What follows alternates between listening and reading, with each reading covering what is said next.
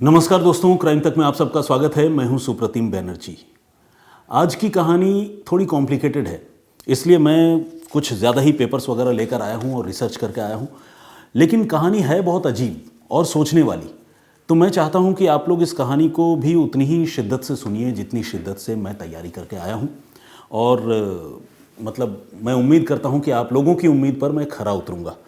तो आइए शुरुआत करते हैं। ये मामला है साल 2013 का और जगह है मध्य प्रदेश का खंडवा। अभी हाल ही में शम्स सर ने खंडवा की कुछ कहानियाँ आप लोगों को सुनाई है और ये भी उसी मशहूर जगह खंडवा की कहानी है जहाँ किशोर कुमार का घर था। तो खैर, हुआ यूँ कि खंडवा ज़िले के एक गांव में 9 साल की एक छोटी सी बच्ची के साथ ज़्यादती होती है, उसके साथ रेप होता है और फिर उसे मार दिया जाता है। इस मामले में पुलिस कार्रवाई करती है, एक शख्स को गिरफ्तार करती है, उसके खिलाफ तमाम सबूत कोर्ट में पेश करती है।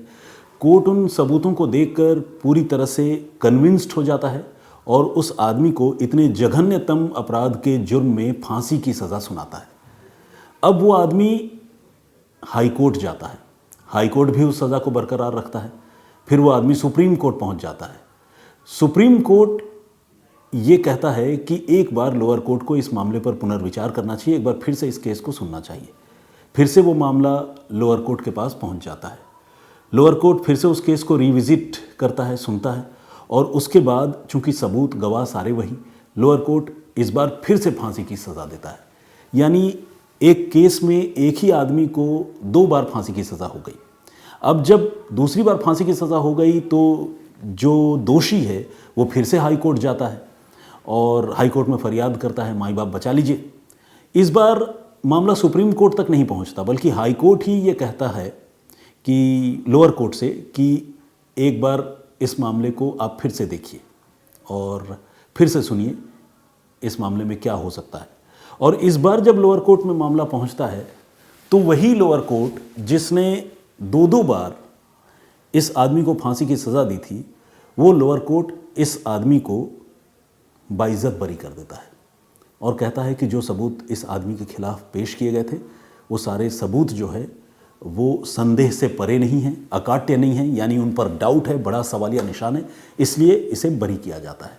अब जिस बच्ची के साथ ज्यादती हुई, जिस बच्ची की मौत हुई, उसके घर वाले ये सोचकर परेशान हैं कि भाई फिर उनकी बेटी का कातिल कौन है और उनकी बेटी को इंसाफ कैसे मिलेगा।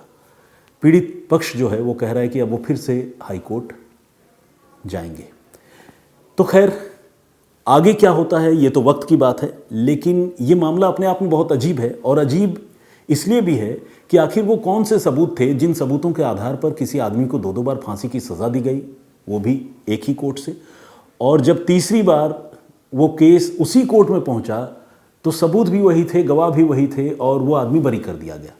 तो इस अजीबोगरीब कॉम्प्लिकेटेड लीगल स्टोरी को सुनने और समझने के लिए थोड़ा सा ध्यान देने की ज़रूरत है। तो ये तो एक प्रीफेस था, शुरुआत थी। अब आइए आपको पूरी कहानी सिलसिलेवार तरीके से बताता हूँ। 30 जनवरी 2013 को खंडवा ज़िले में एक गांव है जिसका नाम है सुरगांव जोशी। इस सुरगांव जोशी गांव में रहने वाला एक आदिवासी आदमी लोकल पुलिस स्टेशन में पहुंचता है, जिस पुलिस स्टेशन का नाम है छैगांव माखन। और वहाँ जाकर ये बताता है कि उसकी 9 साल की छोटी सी बेटी अपने घर से गायब हो गई है और मिल नहीं रही है। साथ ही वो ये भी बताता है कि मैंने अपनी बेटी को, और ख़ासकर मेरी वाइफ ने अपनी बेटी को उसी गांव के रहने वाले एक मज़दूर अनोखी लाल के साथ आखिरी बार देखा था। दरअसल अनोखी लाल ने मेरी बेटी को बीड़ी लाने के लिए 20 रुपये दिए थे और पास के दुकान में भेजा था और हमने देखा था कि मेरी बेटी आखिरी बार अनोखी लाल के साथ है। इसके बाद मेरी बेटी नहीं मिली।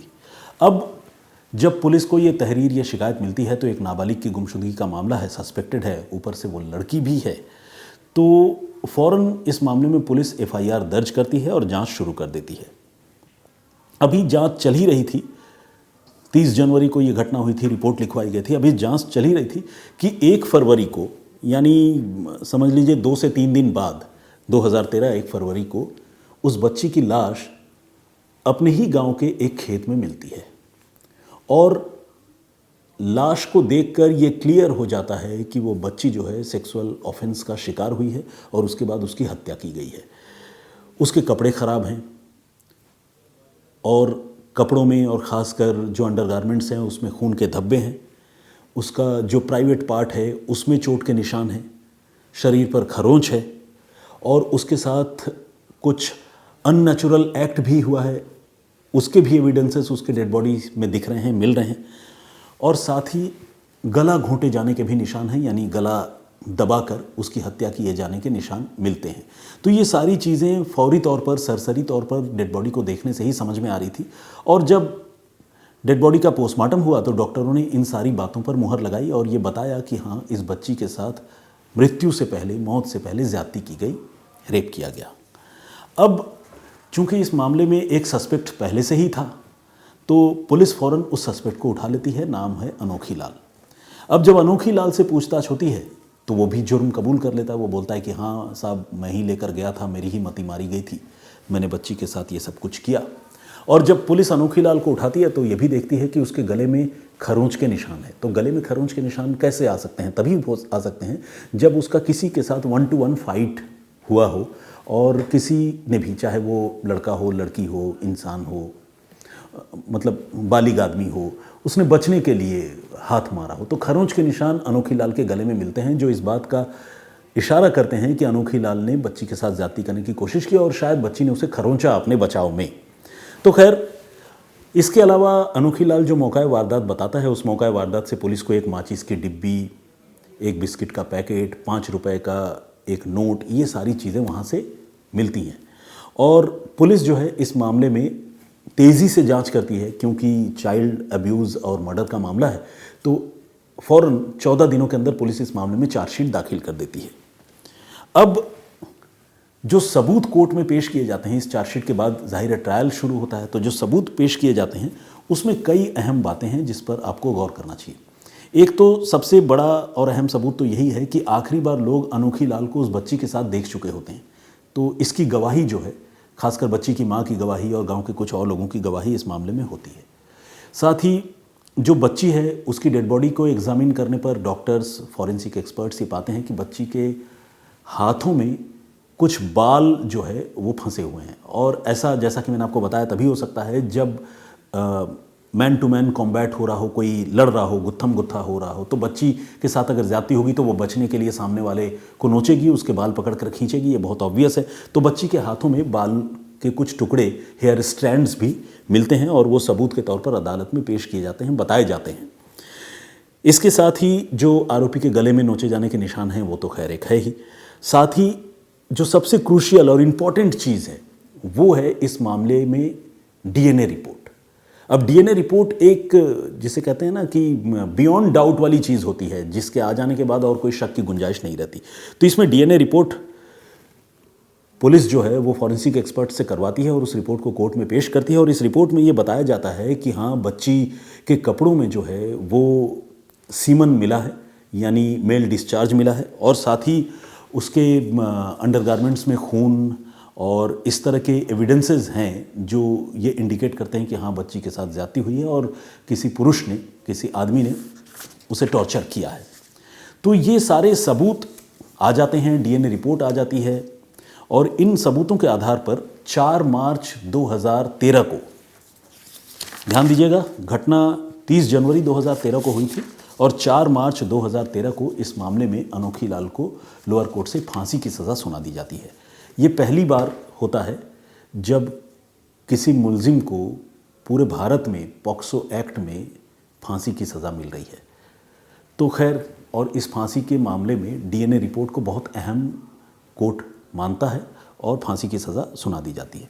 अब जब फांसी हो जाती है तो जाहिर है जिसको भी फांसी हुई है वो तो चुप बैठेगा नहीं, वो फ़ौरन हाई कोर्ट पहुंचता है, हाई कोर्ट में नए सिरे से वो फरियाद करता है। तो हाई कोर्ट भी इस सज़ा को लोअर कोर्ट का जो जजमेंट है उसे देखते हुए, सबूतों को देखते हुए, एग्जामिन करते हुए, हाई कोर्ट जो है इस सज़ा को बरकरार रखता है। जब हाई कोर्ट में बरकरार रखी जाती है सज़ा, तो फिर वो सुप्रीम कोर्ट पहुंचता है।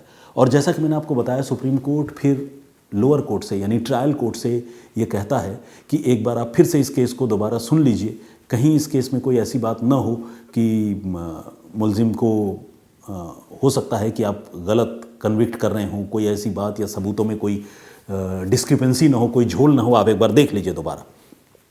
तो जब सुप्रीम कोर्ट का आदेश आता है तो खंडवा की जो स्पेशल पॉक्सो कोर्ट है वो इस मामले को फिर से सुनती है, और तब हो चुका होता है साल 2022, मतलब 2013 में सज़ा हुई थी जिस कोर्ट में, उसी कोर्ट में ये मामला फिर से पहुंचता है साल 2022 में। और इस बार कोर्ट फिर से सारे डॉक्यूमेंट्स को देखने और सारे चीज़ों को रिविज़िट करने के बाद, गवाहों को सुनने समझने के बाद फिर से फांसी की सज़ा सुनाता है, यानी अपने पुराने फैसले को लोअर कोर्ट बरकरार रखता है।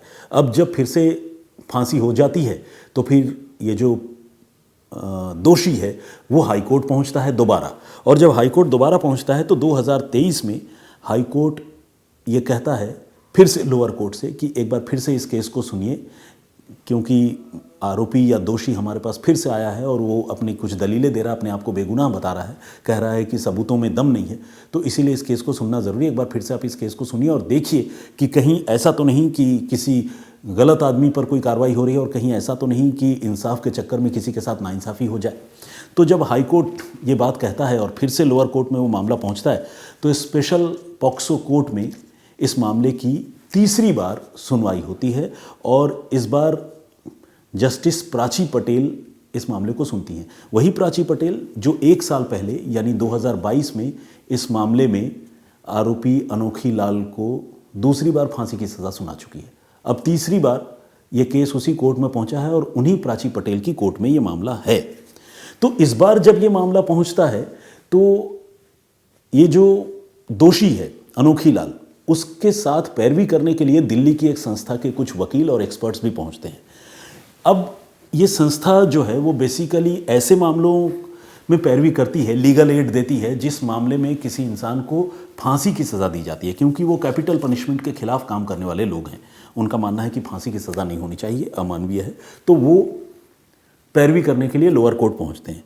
और इस बार आपको जानकर बहुत हैरानी होगी कि इस बार वही प्राची पटेल की अदालत, स्पेशल पॉक्सो कोर्ट, जिसने 1 साल पहले दूसरी बार इस आदमी को फांसी की सज़ा सुनाई थी, वो अनोखी लाल को बरी कर देता है। और ये बताता है वो कोर्ट कि कोई ऐसा सबूत नहीं है जिससे इसे दोषी पाया जाए, और डीएनए रिपोर्ट की जो बात कही जा रही है उस डीएनए रिपोर्ट में भी कोई दम नहीं है। अब सवाल यह है कि ऐसा कैसे हो सकता है, मतलब ये अपने आप में बड़ा अजीब, बड़ा वियर्ड सा लगता है कि भाई एक ही कोर्ट 2-2 बार सज़ा दे, जिन सबूतों का हवाला देते हुए सज़ा दे, तीसरी बार में उन्हीं सबूतों को हवा में उड़ा दे और कहे कि कोई दम नहीं है, बाइज्जत बरी। इससे पहले उसी कोर्ट ने फांसी दी थी, सज़ा भी ऐसी वैसी नहीं, बिल्कुल फांसी। अगर मान लीजिए अपील नहीं होती और अगर वो हाई कोर्ट सुप्रीम कोर्ट के बार बार चक्कर नहीं लगा रहा होता तो अब तक तो वो फांसी पर टंग चुका होता। वो आदमी कैसे बच गया? इस बार कोर्ट ने ऐसा क्या देखा? तो इसका जवाब अब जानना चाहिए। तो इस बार हुआ ये कि जो डीएनए और सीरोलॉजी के एक्सपर्ट हैं उनको इस बार लोअर कोर्ट में गवाही के लिए बुलाया गया। और क्यों बुलाया गया? क्योंकि इस बार एक संस्था ने इस मामले में रुचि ली और इस मामले की मजबूती से पैरवी करने का फैसला किया बचाव पक्ष की तरफ से। तो जब सीरोलॉजी और डीएनए के एक्सपर्ट्स आए तो उन्होंने कोर्ट में गवाही दी। और आपको जानकर हैरानी होगी कि इससे पहले जो 2 बार फांसी की सज़ा हुई उस समय डीएनए की रिपोर्ट तो थी, लेकिन सीरोलॉजी और डीएनए के एक्सपर्ट जो है उनकी गवाही नहीं हुई थी। ये जिम्मेदारी पुलिस की थी कि वो उनकी गवाही कराती, लेकिन पुलिस ने उन एक्सपर्ट्स की गवाही नहीं कराई। और इस बार जब गवाही के लिए एक्सपर्ट्स आए तो उन्होंने बड़ी हैरान करने वाली बात बताई। उन्होंने कहा कि बच्ची के कपड़ों में और बॉडी में जो मेल डिस्चार्ज या सीमन वगैरह मिले थे वो ये तो एविडेंट है, ये तो प्रूव करते हैं कि वो पुरुष के ही शारीरिक द्रव्य हैं, यानी उसके साथ किसी पुरुष ने ही ज्यादती की है। लेकिन इस बात की पुष्टि नहीं करते कि वो जो सैंपल पुलिस ने उस समय फॉरेंसिक एक्सपर्ट्स के साथ मिलकर या पुलिस ने खुद ही कलेक्ट किया हो, वो इस बात की पुष्टि नहीं करते कि वो सब अनोखी लाल के हैं। यानी किसी मर्द ने, किसी लड़के ने, किसी आदमी ने उस बच्ची के साथ ज्यादती की, लेकिन वो आदमी अनोखी लाल है। डीएनए की रिपोर्ट इस बात की पुष्टि नहीं करती। अब आप सोचिए कितनी हैरानी वाली बात है। अगर इस तरह का सैंपल किसी ने भी कलेक्ट किया तो कलेक्ट करते वक्त क्या इस चीज़ को इंश्योर नहीं करना चाहिए था कि जो भी सैंपल कलेक्ट किया गया है वो सैंपल जो है, जो उनका प्राइम सस्पेक्ट है, जिसे मुलजिम बताकर कोर्ट में केस चलाया जा रहा है उसके साथ वो सैंपल मेल खाता है या नहीं। अगर मान लीजिए, लेकिन ये तो हुआ नहीं, सिर्फ इतना ही हुआ कि पुरुष ने लड़की के साथ ज्यादती की, तो हाँ भाई रेप हुआ है तो पुरुष नहीं किया होगा, लेकिन वो पुरुष अनोखी लाल है ये कैसे साबित होगा जब तक दोनों चीज़ों को कोरोबोरेट करने वाला एविडेंस ना हो, यानी डीएनए अनोखी लाल से मैच नहीं हुआ। तो ये रिपोर्ट जब एक्सपर्ट्स ने कोर्ट में बताई अपनी गवाही में, तो फिर जाहिर सी बात है कोर्ट ने रियलाइज़ किया कि हाँ ये आधी अधूरी रिपोर्ट है। इसके बाद कुछ और तर्क दिए गए जिन तर्क के आधार पर अनोखी लाल को तीसरी बार सुनवाई में बरी किया गया, और वो तर्क ये था कि लोगों ने ये तो कहा कि अनोखी लाल के साथ बच्ची आखिरी बार देखी गई, लेकिन आखिरी बार देखे जाने के बाद और बच्ची के मिलने में एक बड़ा फासला है। और बड़ा फासला क्या है, जैसा कि मैंने आप लोगों को बताया था कि 30 जनवरी को बच्ची गई थी, आखिरी बार देखी गई थी, और 1 फरवरी को बच्ची की लाश मिली। तो जाहिर सी बात है कई रोज़ गुजर गए, इन कई दिनों में अनोखी लाल के साथ ही वो रही, ये कैसे प्रूव होगा। हो सकता है कि इस बीच किसी और आदमी के साथ जो है वो बच्ची रही हो, या किसी और आदमी ने उस बच्ची को अगवा किया हो, उसके साथ ज्यादती की हो। तो इसीलिए आखिरी बार देखा जाना जो है वो इतना कंक्रीट एविडेंस नहीं है कि अनोखी लाल को ही दोषी मान लिया जाए। अब ये जो लॉजिक है ये अपने आप में अनोखी लाल के दोषी होने और नहीं होने पर एक बहुत बड़ा सवालिया निशान लगाता है और एक डाउट क्रिएट करता है। ठीक इसी तरह से जो दूसरी दलील दी गई उसमें भी जो है डाउट क्रिएट हो गया। डाउट कैसे क्रिएट हुआ, आपको याद होगा मैंने आपको बताया था थोड़ी देर पहले कि बच्ची के हाथों में कुछ बाल मिले थे, हेयर स्ट्रैंड्स। अब जब बाल मिले थे तो उन बालों को भी कुछ फॉरेंसिक एक्सपर्ट्स ने जांचा होगा।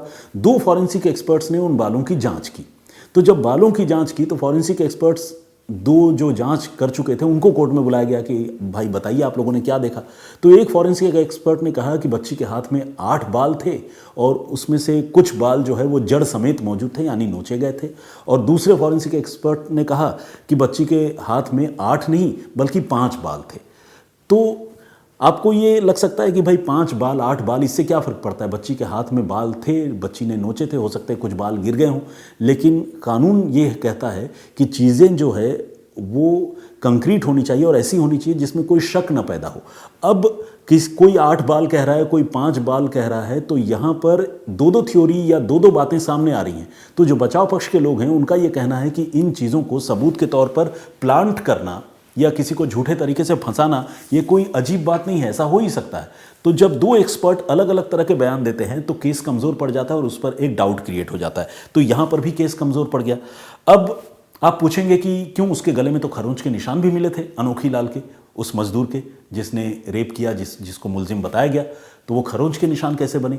तो इसका जवाब ये दिया गया कि चूंकि वो एक मजदूर है और शारीरिक श्रम करता है, दौड़ भाग करता है, झाड़ियों में जाता है, खुदाई करता है, तो खरोंच गले में लग सकती है। कोई ज़रूरी नहीं कि खरोंच जो है वो रेप की वजह से ही लगे हों।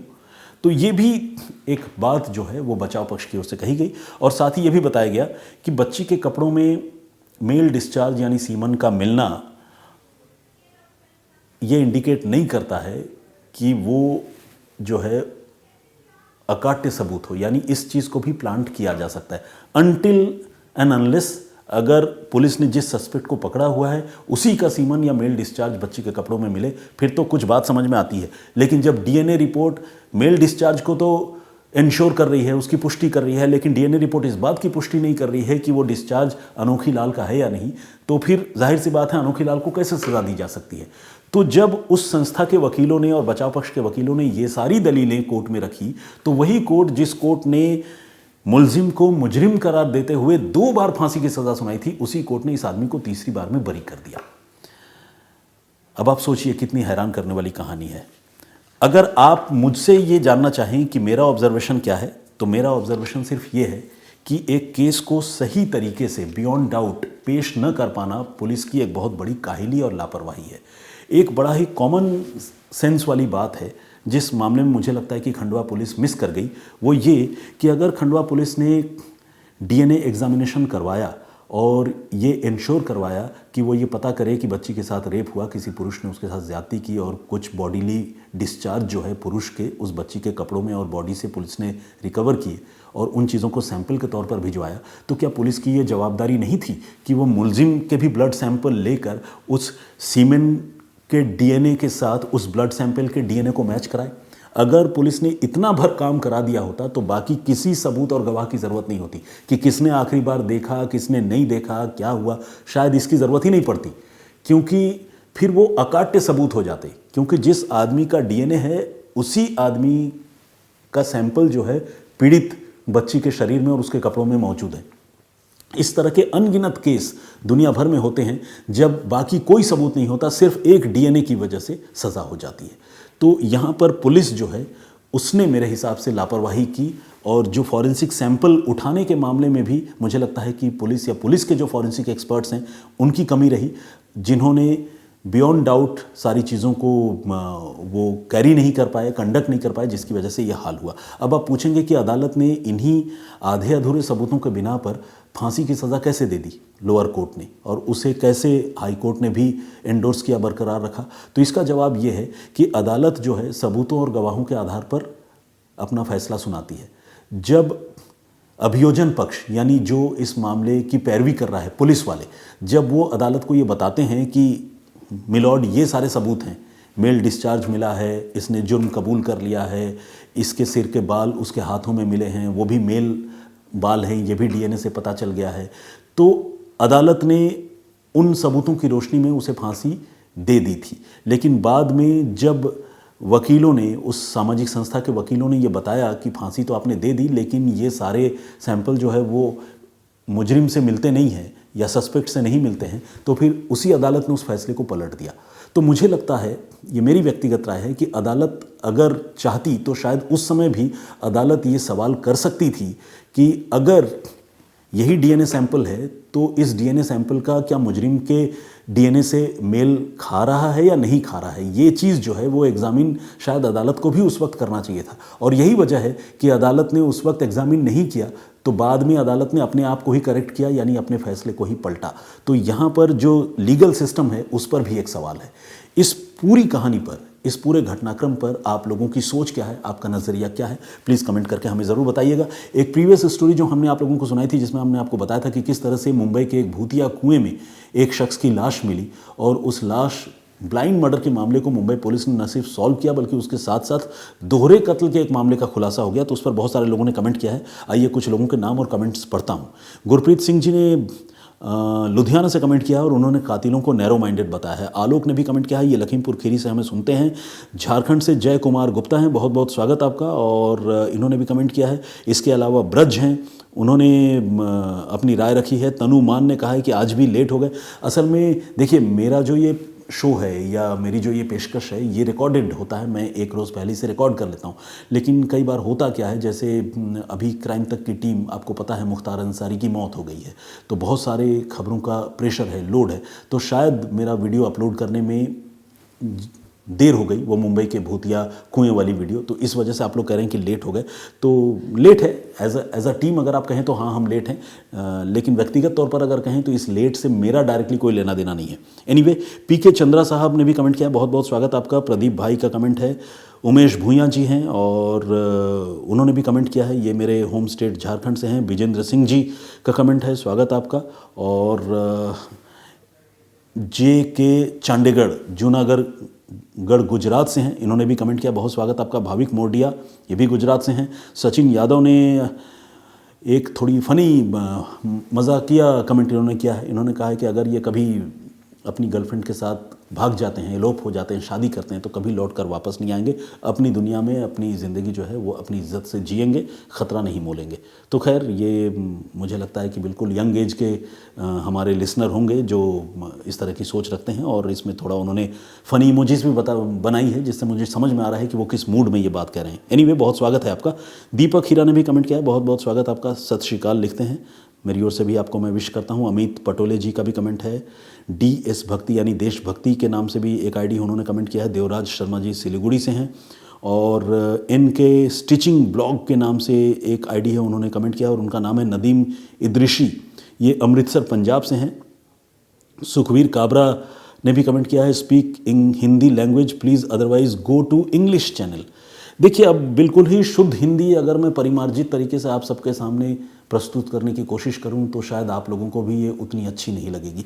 तो इसीलिए अगर बीच बीच में कुछ ऐसे अंग्रेज़ी के शब्द आ जाते हैं जो आप समझ सकते हो और मेरे लिए भी वो सुविधाजनक होते हैं, तो आप उसे स्वीकार कीजिए। अब इतना मीन मेक निकालेंगे काबरा साहब तो कैसे चल पाएगा, थोड़ा हम पर भी रहम कीजिए, क्योंकि ये बातें मैं स्पॉन्टेनियस बोलता हूँ, कोई सामने टेलीप्रॉम्प्टर पर लिखी हुई तो है नहीं, तो इसीलिए रिक्वेस्ट है, मतलब इतना, मतलब जिसे कहते हैं ना कि इतना दबा मत दीजिए, आपका ही मित्र हूँ। तो एनीवे, रामदेव सिद्ध ने भी कमेंट किया है। सिद्ध ने बहुत बहुत स्वागत आपका, और इसके अलावा फरहाद रिस्की व्लॉग्स और Vinay Naswale ji, thank you very much all of you, इतना प्यार देने के लिए, इतने सारे कमेंट्स करने के लिए। और जिनको भी मैंने जवाब दिया, आप ये मत समझिएगा कि कोई जवाब जो है मैंने किसी और मूड या मिजाज में दिया हो। बहुत ही हल्के फुल्के माहौल में, कभी कभी मजाकिया लहजे में भी अपनी बात आप लोगों तक पहुंचाने की कोशिश करता हूं, तो उसको उसी रूप में लीजिए और बहुत ही पॉजिटिवली लीजिए। आप लोग हैं तो हम हैं। एनीवे, फिलहाल इतना ही, इजाज़त दीजिए, अपना बहुत ख्याल रखिए, सुरक्षित रहिए। जय हिंद, जय भारत।